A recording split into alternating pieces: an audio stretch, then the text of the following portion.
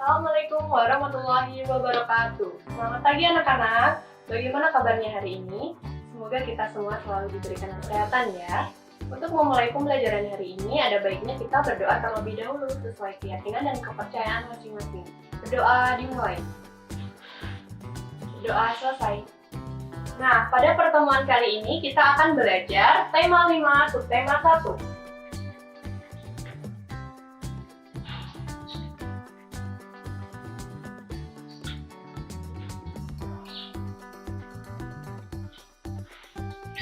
Dengan mata pelajaran IPS, IPA, dan Bahasa Indonesia.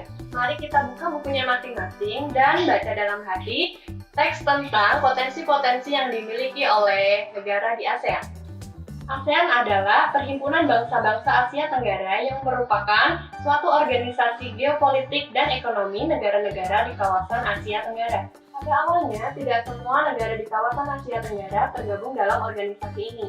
Sejarah pembentukan ASEAN sendiri dilakukan melalui Deklarasi Bangkok pada tanggal 8 Agustus 1967, tepatnya di Bangkok, Thailand.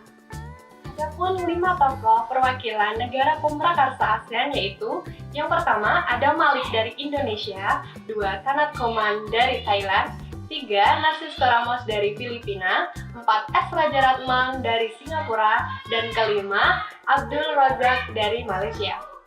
Saat ini sudah ada 10 negara yang telah bergabung di dalam ASEAN.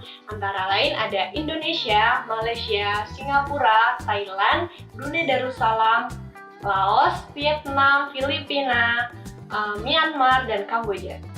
Nah, setiap negara ASEAN memiliki sumber daya alam dan sumber daya manusia yang berbeda-beda.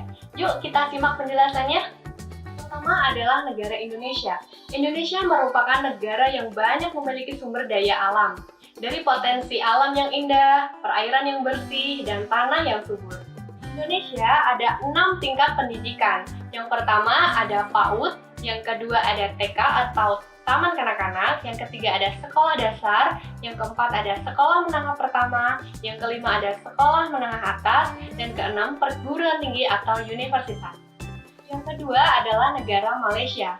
Negara Malaysia merupakan negara yang masih serumpun dengan Indonesia. Hal ini bisa dibuktikan dengan kondisi geografis yang hampir sama dan sumber daya alam yang serupa dengan negara kita. Jumlah terbanyak di Malaysia adalah suku Melayu.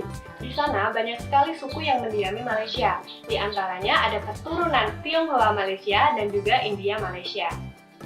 Negara yang ketiga adalah Brunei Darussalam. Negara yang berada di ujung Pulau Kalimantan ini memiliki sumber daya alam pada sektor pertambangan, yaitu berupa gas alam dan minyak bumi. Penduduk asli Brunei Darussalam adalah orang Melayu, dan kaum-kaum pribumi lainnya seperti etnis Dusun, Tutong, Iban, dan lain-lain. Nah, untuk selanjutnya, kalian bisa baca materi sumber daya alam dan sumber daya manusia negara ASEAN di buku kalian masing-masing ya. Anak-anak, yang sudah kita tahu, Indonesia adalah salah satu dari 5 negara pemrakarsa berdirinya ASEAN. Indonesia telah dianggap sebagai tulang punggung ASEAN oleh beberapa negara yang berada di luar ASEAN, di mana Indonesia telah menciptakan stabilitas regional di kawasan Asia Tenggara. Selain itu, pada masa kepemimpinan Presiden Soeharto, Indonesia telah berhasil menyelenggarakan serangkaian pertemuan seperti pertemuan tingkat Menteri ASEAN, Forum Kawasan ASEAN, dan pertemuan Kementerian Kawasan.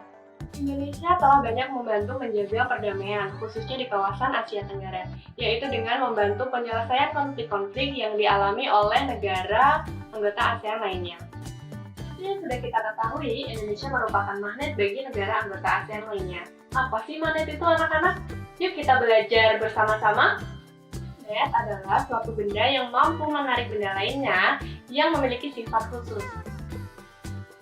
Jenis bahan magnet secara umum terbagi menjadi 2, yaitu bahan magnetik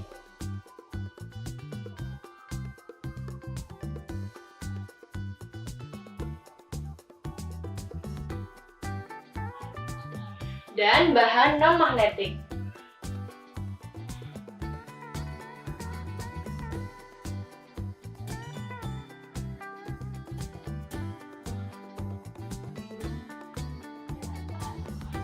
Anak, magnet memiliki beberapa macam bentuk. Nah, di sini Ibu sudah membawa gambar contoh 6 bentuk magnet.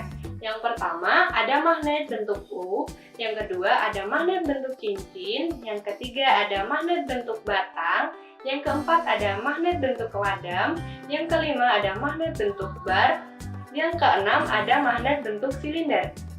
Anak-anak, sifat kemagnetan itu bisa dihilangkan. Contohnya dengan cara dibanting, dipukul-pukul, dibakar, dan ditempatkan di solenoide. Kalian tahu nggak fungsi magnet dalam kehidupan sehari-hari itu apa saja? Nah, kalian bisa sebutkan dan jelaskan di buku kalian masing-masing ya. Bagi anak-anakku kelas 6, sebentar lagi kalian akan lulus dan akan melanjutkan ke sekolah menengah pertama. Tentunya sebelum kalian mendaftar, kalian akan mengisi sebuah formulir pendaftaran terlebih dahulu. Tentunya, apakah kalian tahu apa itu formulir? Nah, baik di sini Ibu akan menjelaskan apa itu formulir dan bagian-bagian apa saja yang terdapat di dalam isi formulir. Formulir adalah lembar isian tentang informasi tertentu. Pengisian formulir dimaksudkan untuk memberikan informasi kepada pihak yang membutuhkan. Adapun bagian-bagian isi formulir yaitu yang pertama ada bagian kepala yang berisi lembaga, alamat, dan nomor telepon. Kemudian nomor 2 bagian tubuh yang berisi nama lengkap, jenis kelamin, tempat tanggal lahir, agama, pendidikan, alamat, dan lain-lain. Yang ketiga adalah bagian ekor. Di sini terdapat tempat tanggal pengisian, tanda tangan, dan nama jelas pengisi. Hari ini kita sudah banyak belajar mengenai negara-negara di ASEAN, magnet, dan teks formulir. Selanjutnya, kalian bisa pelajari lebih lanjut materi yang sudah Ibu sampaikan tadi ya. Sekian penjelasan dari Ibu, kurang lebihnya mohon maaf. Tetap jaga kesehatan dan jangan lupa pakai masker. Wassalamualaikum warahmatullahi wabarakatuh.